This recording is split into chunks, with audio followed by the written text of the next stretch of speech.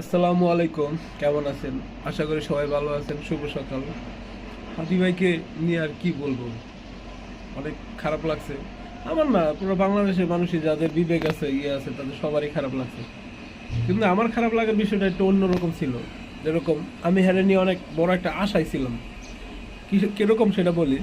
আমি বারবার একটা কথা বলে আসছি যে এই দেশে গরিবের হয়ে নেতৃত্ব দেওয়ার মতো কেউ নেই, কেউ নেই।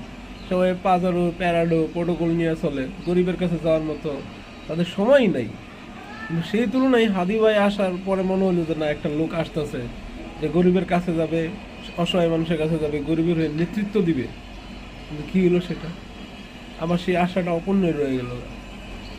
বেশি দিন টিকলো না, কম সময়ে এইভাবে দুনিয়া ত্যাগ করলো আল্লাহ।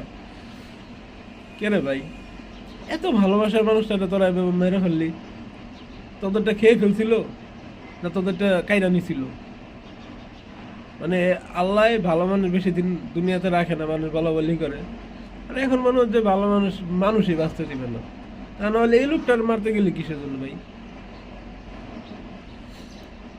কি কমো ভাই।